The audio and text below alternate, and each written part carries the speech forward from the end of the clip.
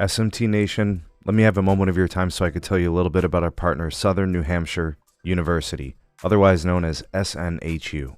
SNHU is a great opportunity for a lot of you out there to possibly embark on a new career training. It's a school that can give you world-class student support so you never feel left out. They've got great opportunities and programs, job projection for growth, flexible term starts, 24/7 online accessibility. They also have a very extensive portfolio of degree programs with some of the lowest tuition rates across the country. And quite often you can transfer up to 90 credits toward any undergraduate degree that they offer. Different courses might include network security, application security, incident response, and investigation through their online BS and cybersecurity, one that I feel is quite compelling for a lot of you out there. So using our partner link down here in the description, as well as here on the screen, you guys can see it, snhu.edu/sneed. You can check out their programs, get more information, register for courses, and sign up for your future. Consider SNHU for your future coursework needs and getting a career in something very rewarding. Check them out, link is in the description.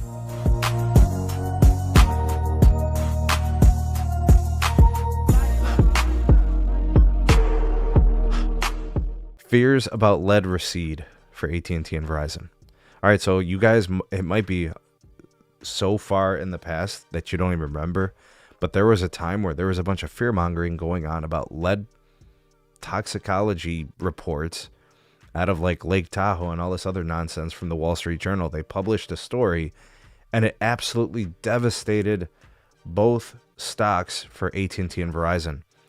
And it was all centered around this, like AT&T and Verizon were going to be dropping billions on, you know, cleanup costs and contamination risk factors and mitigation and fixes and all this other stuff. Turns out that it was all overstated and overblown. So for months, this was a problem. And then all of a sudden, after we actually got the facts, the actual factuals, the whole lead cable story seemed to like fade. I think for their part, the carriers, Verizon and AT&T, did a good job of communicating it with investors.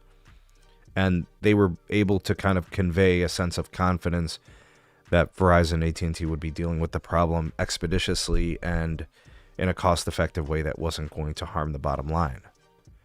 You know, and since that point, guys, the AT&T and Verizon stocks, which had plummeted like 10+% on that news. Like, no joke. I remember AT&T dropping like 8% one day because of it. And like Verizon like 6, 7, 8% as well. And it was all for nothing. AT&T came out in a public statement and said literally there were no contaminations identified. They said they had been working with the EPA, local authorities, and they literally denied like everything the Wall Street Journal report had. And Verizon did the same thing. They conveyed the message very clearly. The contamination risk and the mitigation costs and all that was completely overblown and overstated.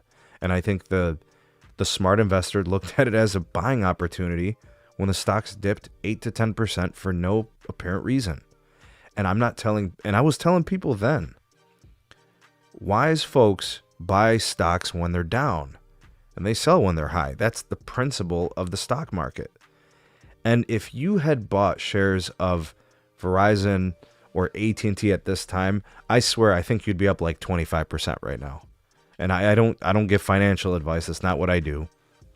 I don't even know how to advise someone financially when it comes to the stock market. But like, had you have bought during that time, oh my goodness, man. You'd be up like 25% or something crazy over something that really was portrayed incorrectly and not accurately.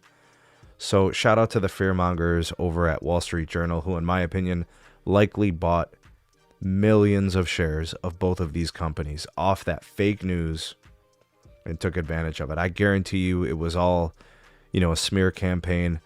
Even Cable Craig, Moffat, and those guys probably bought shares of Verizon and AT&T on this bogus story. And notice we don't hear anything about it anymore. Yeah, EM Tech, absolutely. Verizon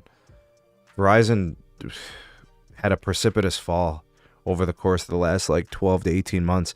And then over the course of the last, few months, they have rebounded very sharply. I would dare I say Verizon has been coming back up on a hyperbolic type of move. It's been increasing very consistently, steadily, with very few pullbacks. Like, I've been watching the stock, and it's been very healthy. And it's not growing at a strange pace. It's growing at a consistent, regular, constant rate. Nothing crazy. You see days where they're up 2% and 1% and 0.5%. It just day after day after day. Even days where the market was down substantially, they've stayed pretty healthy. Like slightly down or slightly up, even on down days on the S&P. It's great to see that the company has found its footing and people have come to their senses about something nonsensical such as this.